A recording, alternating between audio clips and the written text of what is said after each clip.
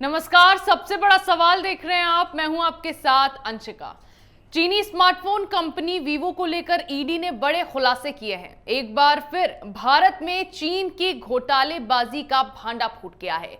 इस कंपनी की Indian branch ने टैक्स देनदारी से बचने के लिए 62,476 करोड़ रुपए गैर कानूनी ढंग से चीन भेजे थे। ईडी ने कई भारतीय कंपनियों और कुछ चीनी नागरिकों की संलिप्तता वाले एक मनी लॉन्ड्रिंग गैंग का खुलासा करने का भी दावा किया है। मामले में पता चला है कि भारत में टैक्स देने से बचने के लिए अपने राजस्व का लगभग आधा हिस्सा चीन और कुछ अन्य देशों में भेज दिया गया। विदेशों में गैर कानूनी ढंग से करोड़ों रुपए भेजे गए, जो कंपनी के कुल कारोबार 1,25,185 करोड़ रुपए का लगभग आधा है। ऐसे में सबसे बड़ा सवाल यह है कि भारत की ओर से सख्त रुख अपनाए जाने के बाद भी चीन ने इतना बड़ा गबन करने की हिमाकत कैसे की। इसी विषय पर चर्चा के लिए मेरे साथ स्टूडियो में मौजूद हैं कैपिटल टीवी के editor in chief doctor Manish Kumar. Doctor साहब, बहुत बहुत स्वागत है। धन्यवाद। सबसे पहले तो डॉक्टर साहब, ये पूरा मामला क्या है जो ईडी ने चीन की कंपनी को लेकर खुलासा किया है? कैसे इतना बड़ा गबन चीन ने भारत में कर दिया? देखिए, प्रधानमंत्री Modi he is a master player.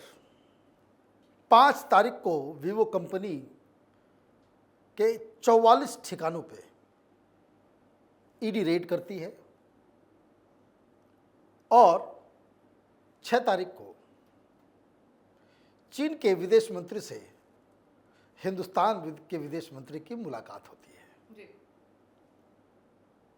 International politics में सब कुछ अनायास नहीं होता। प्रधानमंत्री मोदी की जो सरकार है, चीन को हर बार हर जगह पे उसके ही खेल में मात करने का पूरा प्लान तैयार करके रखती है। आज चीन की सरकार की तरफ से बाकायदा बयान जारी किया कि हम देख रहे हैं कि वहाँ क्या चल रहा है, चीन की कंपनी के ऊपर इस तरह से कार्रवाई हो रही है, हमें उम्मीद है कि हिंदुस्तान की एजेंसियां कानून के हिसाब से काम करेगी, इस तरह से छापेमारी होती है तो कंपनी की साख खत्म होती है। तरह तरह की चीज़ें उन्होंने अपनी चीनीज कंपनी के समर्थन में उन्होंने बयान दिया। लेकिन सवाल ये है कि भाई आखिरकार ये हो क्यों रहा है, पहले क्यों नहीं होता था?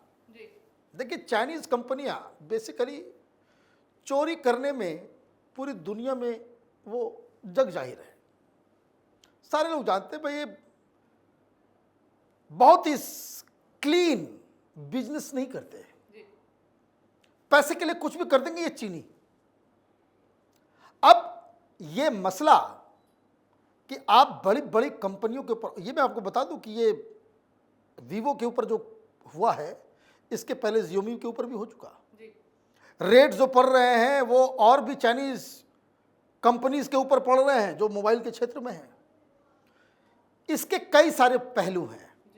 ये इसलिए हो रहा है, इसको आप बिल्कुल नटशेल में समझ लीजिए कि हिंदुस्तान की एजेंसियों ने साफ साफ केंद्र सरकार को बता दिया है कि ये जो फोन है, जो चाइनीज फोन, उसके जरिए लोगों के पर्सनल डाटा को ये लोग इकट्ठा करते हैं और चाइना भेजते हैं। जासूसी का काम करते हैं ये चाइनीज कंपनी। तो एक तो ये मसला अलग है, लेकिन इन लोगों को कैसे रास्ते पे लाया जाए, तो इस कहानी की शुरुआत होती है दिसंबर 2021 में, जब दिल्ली पुलिस के पास से कंप्लेन डाला जाता है कि जो वीवो कंपनी है, इसके साथ जो शेयर होल्डिंग कंपनीज हैं, इन्होंने फर्जीवाड़ा किया है। फरवरी 2022 में बाकायदा ईडी इन्वेस्टिगेशन शुरू करती है। जब इन्वेस्टिगेशन शुरू होता है तो मालूम चलता है कि 2014-15 से लेकर के अब तक कुल मिलाकर के इन लोगों ने 23 कंपनियां बनाई, जहां से ये पैसा इधर से उधर करते थे। और जब उन कंपनियों को खंगाला गया तो मालूम चला कि सब के सब फेक एड्रेसेस पे हैं। कई सारी कंपनियां सरकारी दफ्तर उसका एड्रेस डाल दिया। अब इसमें 2-3 बातें हैं, समझिए इसको। जो लोग रजिस्ट्रेशन कर रहे हैं हिंदुस्तान के वो लोग जो इन कंपनियों को पैसा चुराने में मदद कर रहे हैं। और जैसे ही फरवरी के अंदर में ये इन्वेस्टिगेशन शुरू हुआ तो इसका जो डायरेक्टर था बिल लाउ भागा। क्या कर रहे थे ये लोग? ये लोग ये कर रहे थे कि जैसे कि आपने आंकड़ा दिया कि 1,25,00,000 के आसपास जो इनका टर्नओवर होता था, इसमें से आधा पैसा 62,000 समथिंग के आसपास जो है ये चाइना भेज दे रहे थे और उसको अलग अलग कंपनियों के जरिए फॉर्जरी करके उसे घाटे में दिखा देते थे। तो क्या हुआ? टैक्स चोरी का भी मसला हो गया और आप पैसे बाहर भी फेंक दे रहे हो। तो ये पूरे नेटवर्क का खुलासा हुआ तो ईडी ने छापेमारी की। तो डॉक्टर साहब, इतना बड़ा घोटाला यहाँ चल रहा था, क्या उसकी किसी को खबर नहीं लगी? भाई खबर लगी तभी तो हो रहा है सब कुछ। इससे पहले जब कंप्लेन आया कि भाई ये क्या हो रहा है चाइनीज कंपनियों, मैं आपको एक बात और सीधी सीधी बता देता हूं, आप इस तरह के मल्टीनेशनल कंपनीज के ऊपर, बड़ी बड़ी कंपनियों के ऊपर, खास करके चाइनीज कंपनियों के ऊपर हाथ डालना, ये प्रधानमंत्री मोदी की हिमाकत है, उनकी हिम्मत है, उनकी साहस है कि आप चाइनीज कंपनी को छेड़ भी रहे हैं। मनमोहन सिंह की यूपीए की सरकार होती तो आपके पास इंफॉर्मेशन होते हुए भी आप कुछ नहीं कर पाते। सरकार बदली है, सरकार के साथ साथ जो काम करने का अंदाज है, चीन को लेकर के जो सरकार का मूड है वो भी बदल गया है। और ये सारी चीजें तब से हो रही है जब से ये गलवान और लद्दाख के बॉर्डर के ऊपर जब से इंडियन आर्मी और चाइनीज आर्मी आमने सामने है, तब से है। और आप खबरें सुनती होंगी कि डिजिटल स्ट्राइक हर 5-6 महीने में एक बार इंडिया कर देता है। चीन धंधेबाज मुल्क है, वो पैसे के लिए जीता है, पैसे के लिए मरता है, इकोनॉमिक लॉस वो सहन नहीं कर सकता। और हिंदुस्तान दुनिया का अकेला मुल्क है जो ताल ठोक के ये चाइनीज ऐप्स, चाइनीज सारी चीज़ों के ऊपर आप देखिए किस तरह के गलवान के बाद से जो पूरा का पूरा जितनी भी चाइनीज कंपनीज हैं, सरकारी कामकाज में उनको ठेके से बाहर कर दिया गया,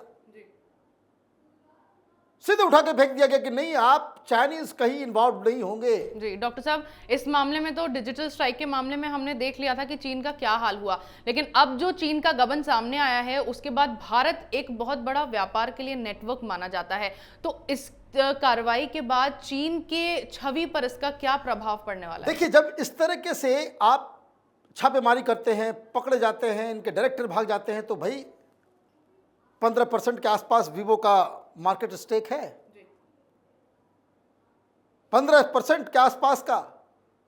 7.5 करोड़ लोग वीवो फोन इस्तेमाल करते हैं, तो एक तो इकोनॉमिक लॉस होगा, और इकोनॉमिक लॉस होगा, अब वो पैसा भेजने में उनको डर लगेगा। अब सारी चीजें नजर आ गई, पूरा नेटवर्क समझ में आ रहा है, तो बहुत सारे लोग, भाई क्यों लोग भाग रहे हैं? जो बहुत सारे लोग भाग गए जैसे ये खुलासा हुआ कि भाई अब यहां पे सरकार जो है चाइनीज कंपनियों को गर्दन पकड़ने जा रही है, ये लोग भागना शुरू कर चुके। क्यों भाग रहे हैं? तो उससे क्या होगा कि भाई ठीक है, चाइनीज भागेंगे तो फिर जापानीज घुसेगा, साउथ कोरियन कंपनी घुसेगी।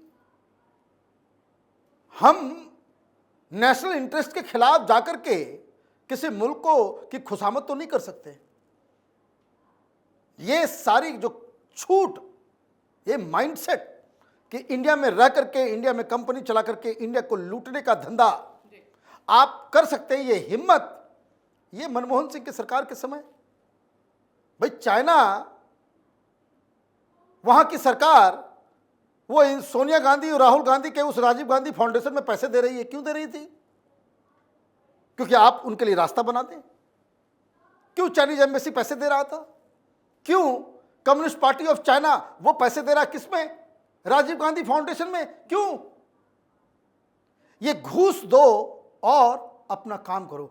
अब इस केस से ये बार बार ये चाइनीज का काम करने का इनका तरीका होता है कि आप जिस देश में आप ऑपरेट करते हैं वहां की विपक्षी पार्टियों को पैसा दे दो, वहाँ के पॉलिटिशियंस को पैसे दे दो, वहाँ के मीडिया वालों को पैसे दे दो, वहाँ पे जो इस तरह का बवाल करने वाले, देखिए पीएफआई के साथ रिलेशन निकल रहा है, पीएफआई के साथ पैसे आ रहे हैं पीएफआई के पास चाइनीज कंपनी से। आपको देश के अंदर में आग लगाने के लिए पैसे आप दोगे, ये शाहीन बाग, ये किसान आंदोलन, ये आईएसआई, चाइनीज, ये लोग सब मिलकर के ये सारी चीजें तो अब धीरे धीरे खुल रही हैं, तो सरकार तो कुछ ना कुछ करेगी। तो आपको वहां पे नुकसान ज्यादा पहुंचाया जाएगा जिसमें आपको सबसे ज्यादा दर्द होता है। और चाइनीज धंधेबाज होते हैं, ये चोरी करके बिजनेस करना इनका पूरा दुनिया भर में यही मॉडल ही है। तो अब इस मामले में किस तरह की कार्रवाई हो सकती है? क्योंकि हमने पहले देखा जब जासूसी का मामला सामने आया तब डिजिटल स्ट्राइक हो गई, एलएसी पर भी भारत ने कड़े रुख के साथ चीन को घुटने टेकने पर मजबूर कर दिया। अब जो घोटाला सामने आया उसमें किस तरह की कार्रवाई भारत कर सकता है? देखिए, किसी को छोड़ा नहीं जाएगा, और चूंकि ये लोग मैनेज नहीं कर पा रहे हैं इसलिए इसके डायरेक्टर सारे लोग ये भाग रहे हैं, ये सारी संपत्ति सीज होगी। अभी एक मालूम चला कि एक सेफ हाउस बना हुआ था नोएडा के अंदर में, एक एक्स यूपी के एक्स मिनिस्टर के बेटे की जमीन है, वो घर है, पार्टियां चलती थी वहां, सब कुछ होता था। और ये ऑपरेट जिस तरीके से करते हैं कि जो इन कंपनी में काम करने वाले इंडियंस होते हैं उनका भी जो उसका जो एक्सेस जो है वो रिस्ट्रिक्टेड होता था। तो ये कई सारी चीजें, कई गंदगी जो है इन लोगों ने फैलाई है।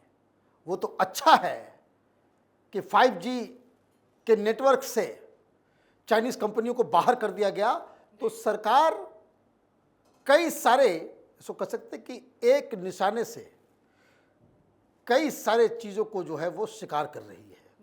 एक तो डाटा को सुरक्षित किया जा रहा है, चाइना का जो एक्सेस जो है वो कम होगा। दूसरा, आप बॉर्डर के ऊपर आंख दिखाओगे और हिंदुस्तान में आपको इस चोरी करने के लिए आपको खुला छूट दे दिया जाए, वो भी नहीं चलेगा। आप पूरी दुनिया में जाकर के हिंदुस्तान का विरोध करेंगे, हिंदुस्तान को परमानेंट सीट मिले सिक्योरिटी काउंसिल में, इसका आप विरोध करेंगे और आप यहाँ धंधा भी करेंगे। और दिक्कत क्या है, प्रधानमंत्री मोदी ने एक चीज को समझ लिया कि जड़ जो है चीन का उन्होंने पकड़ लिया, और वो बात ये है कि चाइना मैन्युफैक्चरिंग हब है, वो चीजों को बनाता है। तो आप बना करके एक इकोनॉमिक पावर तो नहीं बन सकते, सिर्फ प्रोड्यूस करने से कोई बनता नहीं है, उसका खरीदार होना चाहिए। आप सामान बनाते हैं लेकिन बेचेंगे तो कहीं, जब बिकेगा तब तो पैसे आपके पास आएंगे।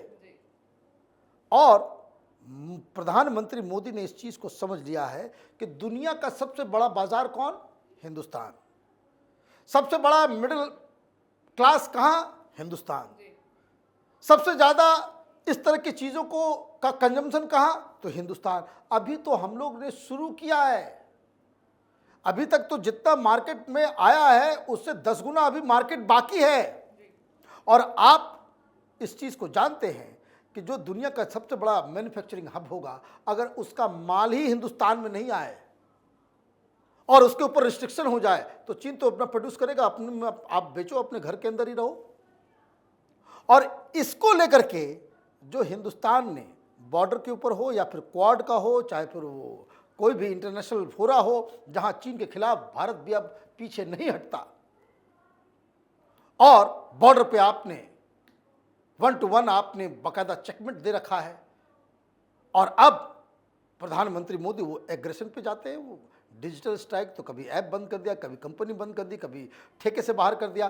तो ये जो शॉक ट्रीटमेंट चीन को मिल रहा है, चीन जो है वो उलझा हुआ है। इसलिए आज जो चीन की सरकार की तरफ से जो बयान आया उसे सुन के बड़ा अच्छा लगा कि वो प्लीड कर रहा था कि हमें विश्वास है कि भारत की सरकार चाइनीज कंपनी के साथ बिल्कुल कानून के हिसाब से एक्शन लेगी, उनको परेशान नहीं करेगी। तो जैसे उधर से जवाब आया, हिंदुस्तान की तरफ से भी जवाब दे दिया गया कि what ever is being done वो हिंदुस्तान के कानून के मुताबिक ही किया जा रहा है, और कानून के मुताबिक ही इन पे एक्शन लिया जाएगा। और ये लोग ये जो छापेमारी हुई है वो इसलिए हुई है क्योंकि आपके लोग भाग जा रहे हैं, आपके लोग फ़ोन छुपा दे रहे हैं, आपके लोग सारे डिवाइसेस को जो है वो गायब कर दे रहे हैं। तो आप कोऑपरेट नहीं करेंगे तो छापेमारी भी की जाएगी और इन कंपनियों के बड़े बड़े अधिकारियों को जेल में भी ठूसा जाएगा। अब इसके लिए ये चाइनीज़ कंपनी बदनाम हो जाए, इनकी साख चली जाए, वो उनका प्रॉब्लम है। जी बिल्कुल। चीन एक के बाद एक भारत में अपने नापाक मंसूबों को अंजाम देने से बाज नहीं आ रहा है। पिछली बार जब चीन की जासूसी कंपनियों का खुलासा हुआ था तब एक के बाद एक चीनी सोशल मीडिया एप्स पर डिजिटल स्ट्राइक की गई थी, जिससे चीन को भारी नुकसान उठाना पड़ा था। अब जो गबन चीनी कंपनी का सामने आया है उस पर भी ईडी जांच कर रही है, जिसमें कई और बातें सामने आ सकती हैं और चीन के खिलाफ फिर से बड़ी कार्रवाई किए जाने की आशंका भी अब जताई जा रही है। इस विषय पर चर्चा का आपका बहुत बहुत धन्यवाद। धन्यवाद।